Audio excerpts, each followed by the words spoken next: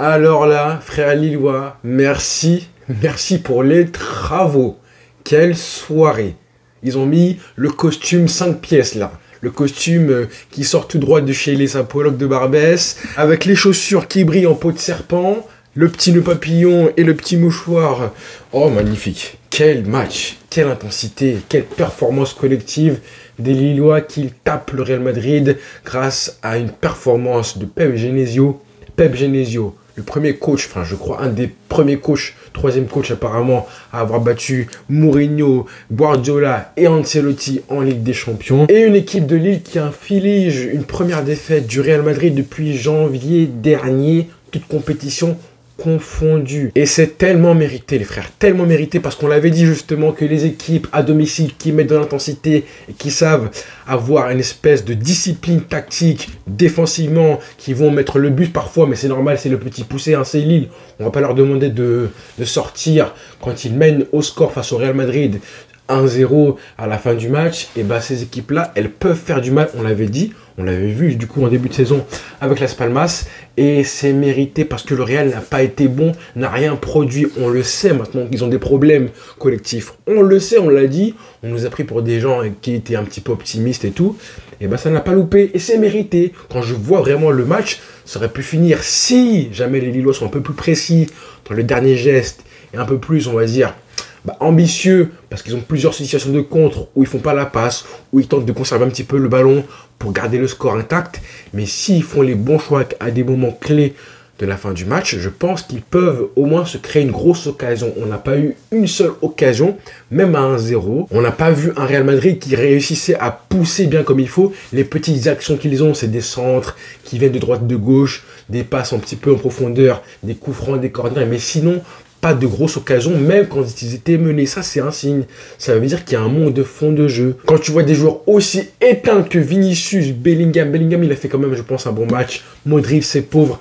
Mais Mbappé, Endrick, Vinicius, tous les éléments offensifs qui ont été franchement éteints. On les a pas vus du tout. C'est parce que justement, collectivement, il y a un problème qui fait que tu ne peux pas les mettre en valeur du tout. Et même individuellement, hein, parce que le match de Vinicius, pour moi, c'est un scandale. Alors qu'il a été bon depuis maintenant des matchs en Ligue des Champions. Là, ce soir, je ne l'ai pas vu du tout. Au contraire des joueurs lillois qui ont été juste incroyables. Benjamin André. Alors là, vraiment, respect à lui, parce que la performance individuelle du joueur, brassard sur le biceps gauche, capitaine, qui guidait son équipe, techniquement le leader de l'équipe aussi, qu'on connaît hein, forcément parce que c'est un ancien, Benjamin André. La façon dont il a fait tourner Bellingham en bourrique tout le match, pareil pour Tchouaméni qui a fini par redescendre en défense centrale, pareil pour Valverde. Benjamin André, ton match, hein, franchement, respect pour ta carrière. Pour moi, c'est l'homme du match. Hein, et un match comme ça, tu te dis, mais en fait, techniquement, il était largement au-dessus des meilleurs joueurs du Real Madrid. Hein, à part Modric qui reste le crack. Mais sinon, techniquement, si tu enlèves l'étiquette, oui, c'était Lille face au Real Madrid, ce soir, j'ai vu une équipe qui, franchement, était largement... Et des joueurs comme Benjamin André, comme Zergova aussi, comme Rémi Cabella... Honnêtement, techniquement, ils avaient absolument rien à envier à ce qu'on avait en face. Hein. Tchouaméni, mais alors Camavinga, son match m'a fait de la peine parce que il est quand même, je pense, largement plus fort que ça. On le sait très bien. Techniquement, il est bon aussi. Mais son match, hein, franchement, c'est une honte. C'est la honte. Ça m'a rappelé un petit peu quand il avait été changé en cours de match en Super Coupe d'Espagne à l'époque avec Xavi et tout. Pour moi, en plus, je pense qu'il doit prendre un carton rouge. Hein, parce que la main qu'il fait, elle est grotesque déjà. Et tu dois prendre un jaune dessus. Et après, il fait une faute où il marche sur le pied de Benjamin André. Il doit prendre un deuxième rouge, et un deuxième jaune. Et ça aurait été mérité. Ça aurait été, je trouve, une belle image de son match dramatique. Le seul moyen de répondre pour le Real Madrid, ça a été dans la bagarre. Dans la bagarre, dans la friction, dans l'intensité, dans l'impact. Et ils ont mis un petit peu les coups qu'il fallait à des moments clés pour justement répondre de mauvaise façon hein, à la supériorité technique des Lillois. Clairement, ils se sont fait éteindre. Et c'est là que tu vois qu'Ancelotti, il n'a pas de quoi répondre. Quand tu as un plan de jeu aussi faible que ça, quand les problèmes adverses des Lillois qui te posent, toi, que c'est juste, en gros, une belle organisation de l'intensité à domicile, c'est tout simple, hein. On sait que toutes les petites équipes, elles vont jouer comme ça. Et toi, tu n'es même pas capable de répondre tactiquement à ces problèmes qui sont juste basiques. Et je pense que les supporters du Real, je pense qu'ils en ont un petit peu marre. Hein, parce que Ancelotti, il a un plan de jeu.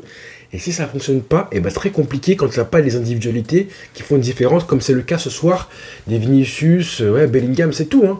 Arda Güler en fin de match qui fait un petit peu secouer le cocotier. Rudiger, à part vociférer, nul. L'entrée de Mbappé, sympa. Pas plus, hein, juste sympa parce que voilà, il met un petit peu de mouvement, il fait un petit peu de 3 gris-gris, mais les pertes de balles, dans des moments justement où ton équipe a besoin de toi pour amener un petit peu plus de folie, de vitesse et tout, et ben c'est là que tu vois que, encore une fois, il est limité face à un bloc très bas. Donc Mbappé a été encore une fois le symbole du joueur et de l'équipe, en gros du Real Madrid, et tous ces joueurs qui face à un bloc bas galèrent. Alors en Liga ça passe un petit peu, souvent ça passe parce qu'en fin de match ils arrivent à prendre le dessus physiquement, mais là en face c'était des colosses, hein. Les Lillois physiquement, hein, ils ont été bercés au Bissap et au Poulet à locaux. Quand tu vois les Diakité, colosses, 1m85, répondre à l'intensité, au duel et à l'intimidation d'un mec comme Rudiger normal, tu te dis que là ils ont mis tous les ingrédients possibles pour faire vraiment un espèce de festin vraiment européen en ce mercredi soir, alors qu'en face, ça a été une bouillie footballistique. Festin, bouillie, c'est simple. Festin, bouillie. Benjamin André, Santos, hein, le latéral droit qui a fait la misère et l'amour à Vinicius du début à la fin du match.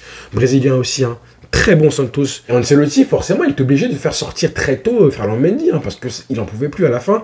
Rudiger, pareil, répliqué avec des coups. Le petit changement tactique, ça a été Rudiger en fin de match qui forcément joue au numéro 9, qui monte et qui apporte un petit peu du surnombre, et c'est tout. Mais ça ne suffit pas. Ça ne suffit pas. Bellingham, il peut faire ce qu'il veut, balle au pied, se dédoubler. À la fin, c'est lui qui pète les plombs. C'est lui qui n'en peut plus, qui fatigue aussi, qui fait des fautes grossières. Il a pété les plombs, hein. Il a pété les plombs à la fin et je le comprends parce que en face, les Lillois se sont juste régalés.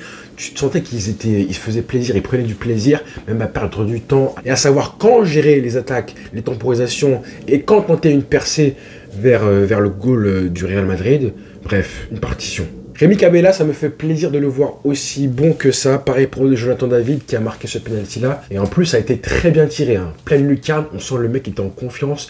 Côté droit du gardien, en force. Ça, c'est un numéro 9 avec du caractère. Même si on sait que c'est pas non plus un joueur hyper doué. Je voulais quand même observer le joueur parce qu'en plus, il y a eu des rumeurs comme quoi il pourrait venir au Barça l'année prochaine. Bref, ils ont été magnifiques les Lillois, bravo à eux. Et c'est une défaite qui pourrait, je pense, faire du mal aux têtes des Madrilènes. En tout cas, c'est peut-être un match qui leur servera de leçon. Je pense. Souvent, quand tu perds un match après une longue série d'invincibilité, il peut y avoir ensuite des effets, des dégâts collatéraux sur les joueurs, sur la presse, l'ambiance, l'atmosphère et tout. Donc, on suivra ça. En tout cas, merci pour les travaux, les Lillois.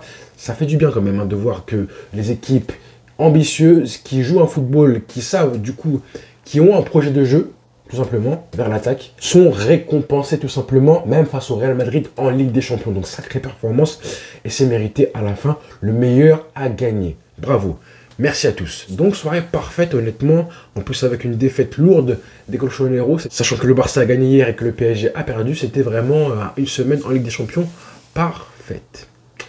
Bonne soirée les frères.